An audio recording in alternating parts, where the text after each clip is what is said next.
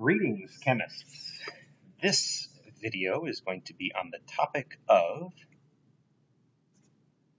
dimensional analysis, which is just a fancy word for how we're going to be measuring things and using different units of measurement and how we consolidate two different types of measurements into one system. Let me show you what I mean. Let's take this paper that I'm writing on right now. This is a standard sheet of 8.5 by 11 inches wide paper. So the width of the paper, 8.5 inches wide and 11 inches tall, I guess, long, whatever. This is the direction of the 11, and this is the direction of the 8.5. And let's take something here, which I have, which is my eraser. Now, my eraser is not quite as wide as the paper, but I'm going to do a real quick estimation. So let's suppose that eraser goes here once, twice, 3 times, almost 4 times, maybe 3, let's say 3 3/4. That's an estimation. Let's say that this eraser, let's say 3.75 erasers is equal to 1 width of the paper. And let's say that we also know that 1 width of the paper is equal to 8.5 inches. I might be able then to figure out how long the eraser is in inches. We would have to do a conversion. Okay? So let me show you how we're going to do that conversion. And I'm going to back up just a little bit, and let's just talk about multiplying fractions. Let's say I do this. 7 times 2 divided by 2. Okay? 7 times 2 over 2. Well, you could go through and do 7 times 2 is 14 divided by 2 is 7 if you really want. Okay, if I break that down, that's 7 times 2 on top over 2 on bottom is 14 on top over 2 on bottom is 7. Okay? You could, let's try another one. Let's try 7 times 5 over 5. Now, you could do the long way, which is 7 times 5 on top divided by 5 on bottom is 35 on top divided by 5 on bottom is 7. If you happen to have all your times tables memorized, great. What about something like 7 times 213 over 213?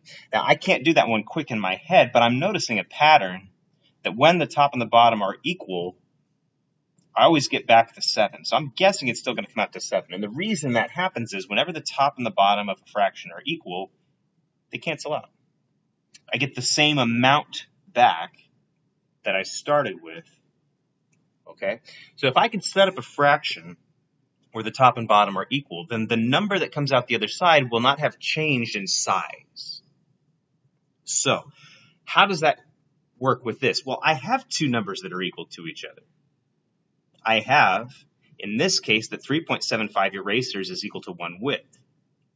So let's suppose I took my 7. Let's try this. Let's try multiplying by 3.75 erasers and divide it by 1 width of a piece of paper.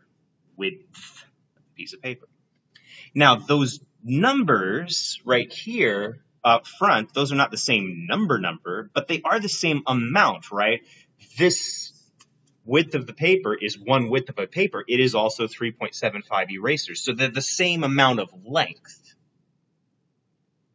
So if I multiply by this fraction, it might give me a weird unit of measurement, but it would not change the fact that this is the same amount or length as it used to be. Likewise, if I took 7 and I multiplied it by 1 width over 3.75 erasers, I would get a number that, was not 7, but it would be the same amount total. All right, that's the core of all dimensional analysis. Now let's put it into action. I measured a number, okay? I measured, well, let's say the thing I want to measure is the width of one eraser, okay? That's what I'm looking for. I'm going to do this. I'm going to say one eraser is the thing that I'm looking at, that I'm interested in. I want to know how many inches that is. I actually don't want to know, I know it's one eraser's worth of length. I want to know how many inches that is. I need to change my unit. I'm going to do that by multiplying by a fraction. Now, I could use either of these. Okay. Well, actually, what I'm going to use, I'm going to make a new equal sign. If one width is 3.75 erasers and one width is 8.5 inches, I could also write that 3.75 erasers is the same as 8.5 inches. I'm going to use that. And I'm going to put it into a fraction. Now, watch my choices. I could say 3.75 erasers is equal to 8.5 inches. Okay? Then the top and the bottom of the fraction will be the same amount, even though they're not the same number, but we know the width of this paper is 3.75 erasers. We know its width is 8.5 inches. So the top and the bottom have the same magnitude of length. Well, what if I use this one eraser? What if I swap positions? What if I do 8.5 inches on top and 3.75 erasers on bottom? Okay. That is also top and bottom equal to each other. I just flipped them. Which one should I use? Well, let's think about what would happen if I actually did this fraction. If I multiplied this, I would get 1 on top times 3.75 on top divided by 8.5 on bottom.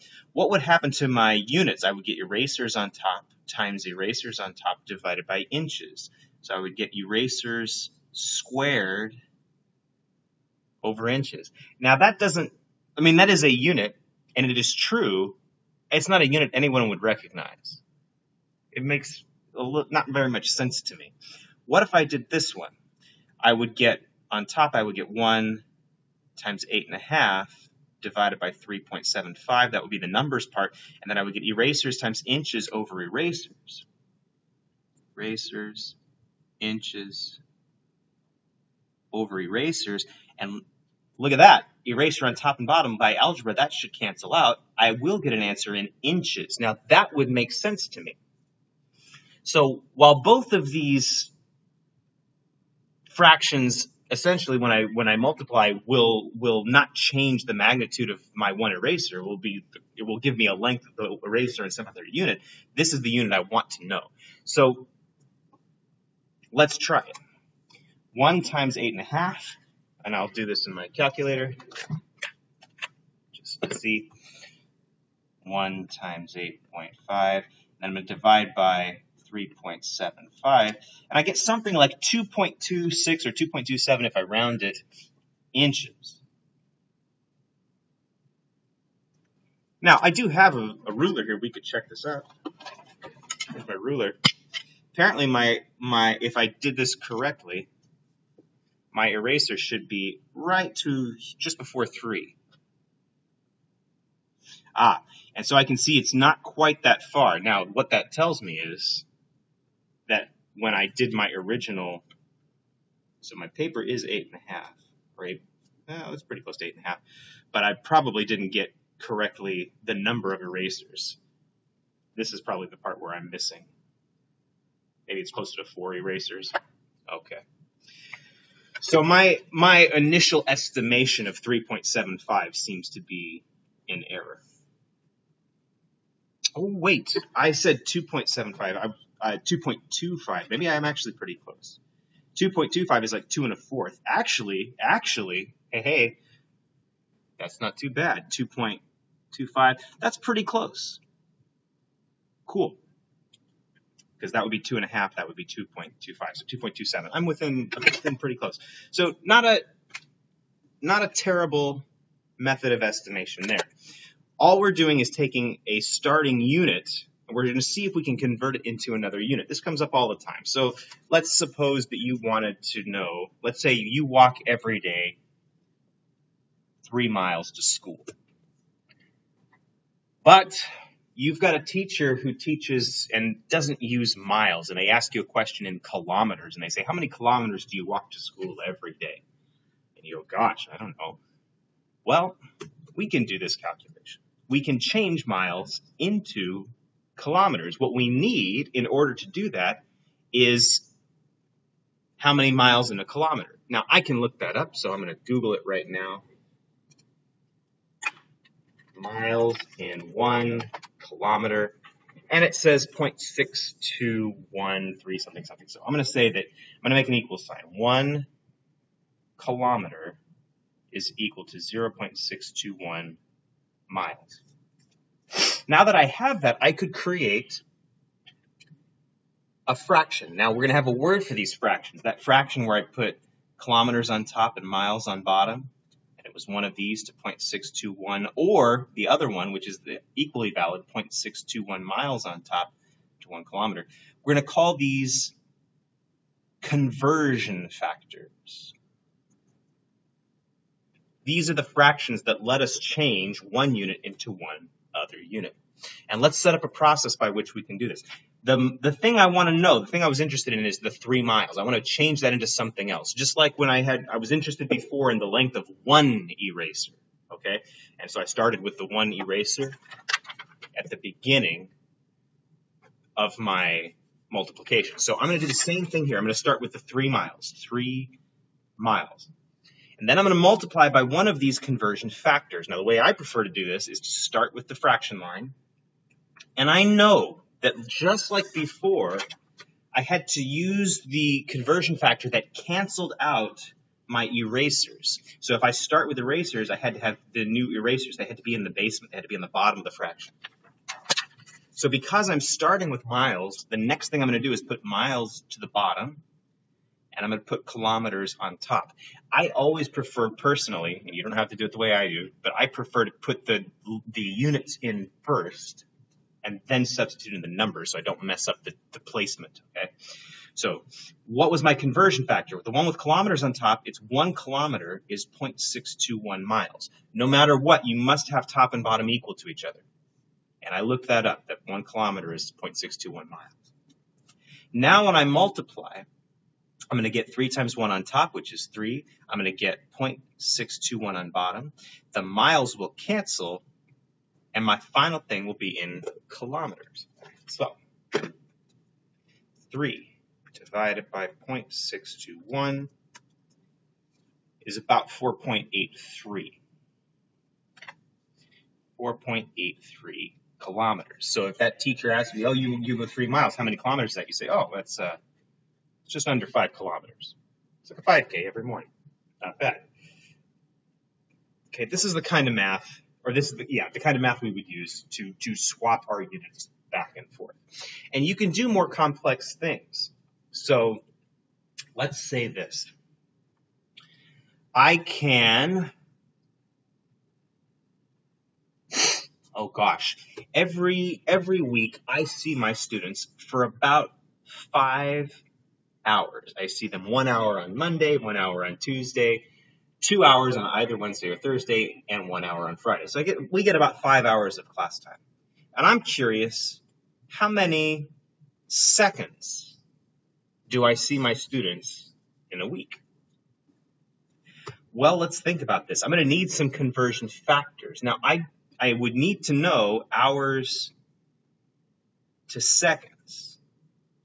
I guess I'd put HR for hours. I don't actually know that off the top of my head. I mean, maybe I could figure it out really quick. But I do know that 1 hour is 60 minutes. And I do know that 1 minute is 60 seconds. Now, I can combine those, but I'm going to show you don't have to. Watch. 5 is the number of hours I'm interested in. I want to change that 5 hours into seconds. So I'm going to start with it, 5 hours. And I'm going to multiply by a fraction. Now, I do have a conversion factor that has hours and minutes. So let me get my letters in the right spot. If hours is what I'm starting with, I'm going to put hours on bottom. Minutes is next. I'm going to put minutes on top. And I know 1 hour is 60 minutes. But the question didn't ask me how many minutes, it asked me how many seconds. So I'm actually not done yet. I need to convert these. Now, I could multiply this out and get a number, and then use that number and do another multiplication. What I'm going to do is just continue my line. I'm going to multiply again by another conversion factor. Right now, if I get rid of hours, I will be in minutes. I want seconds, so let's get rid of minutes. Let's put minutes down here, and let's get seconds. I do have a conversion factor between minutes and seconds. 1 minute is 60 seconds. So this is just, you can make these as long or as short as you want, as long as what you end up with is the unit that you're trying to solve for. So hours will cancel, minutes will cancel. I will end up with seconds. That means all of my units are in the correct spot on their fractions, and now it's a matter of multiplying. 5 times 60, that would be 300. 300 times 60, that'd be 3,000 times 6. 6 times 3 would be 18, so 18,000. 18,000 seconds that I spend with my students.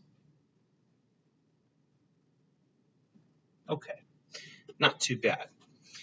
Now, you can even do complex things like, what if I wanted to know a speed, for instance? I'll do one last one here, and then we'll kind of cut the video off.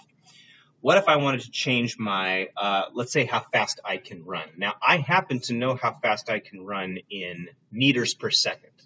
Let's say I can do the 100-meter dash in 12 seconds.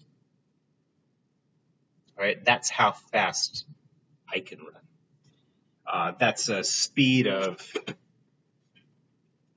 100 divided by 12. That's about 8.3 meters per second. So, Mr. Kipp, you heard it here. That's how fast he is. That's my speed. But I'm curious, how fast is that in miles per hour? Most of us think in miles per hour because that's the big speed measurement we've all grown up with.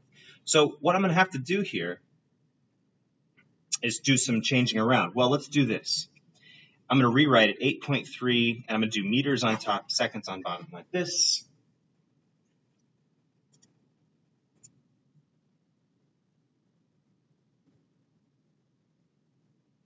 Okay, so we'll take 8.3 meters per second, and I'm going to multiply by a conversion factor.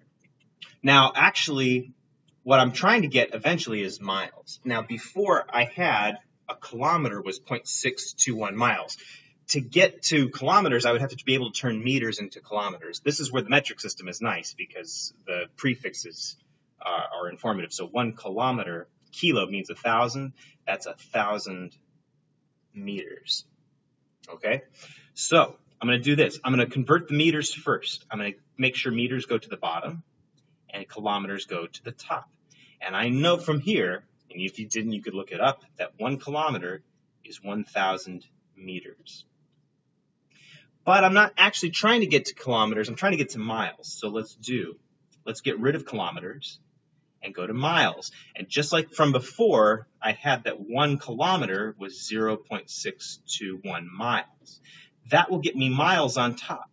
But if I do this whole conversion right now, meters would cancel, kilometers would cancel, I would get miles per second. Now, I don't need to know how many miles I can run in a second. I need to know how many miles I could run in an hour.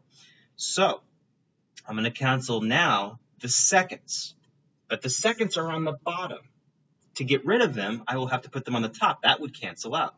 So seconds, what can I go from seconds? I can go to minutes. I know 60 seconds is 1 minute. I'm not in hours yet. That would give me miles per minute. Let's do miles per hour. So let's get rid of, now I have seconds will go, I need minutes to go. Let's get rid of minutes. We'll put them on top. Now they're on top and bottom. And hours on bottom. And 1 hour is 60 minutes. That's a fairly complex conversion, but it should work. Let's look. It's going to be numbers-wise. I'm going to multiply all the top, divide by all the bottom. That would be 8.3 on top times 1. That doesn't matter. That'll just identity property, go to 1. So times 0.621 is the next number, times 60, that's all the top numbers, divided by, the only number on bottom actually is 1,000. These are all ones. Okay? And my meters will cancel, my kilometers will cancel, my seconds will cancel, my minutes will cancel, the leftover unit will be miles on top, hours on bottom, which is exactly what I want. So let's do that. 8.3 times 0.621 times 60, so we can see it, times 60 divided by 1,000. And I get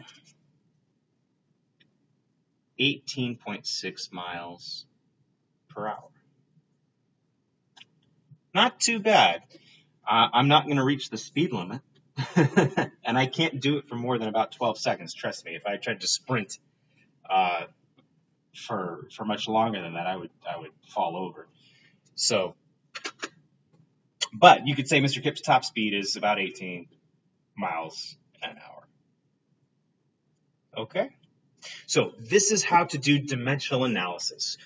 You need to be able to look up and say that two things are equal, and then you can change from one unit to the other by starting with that number that you want, canceling all the units that you need to cancel, and make sure that the top and bottom of every fraction you use have the same magnitude.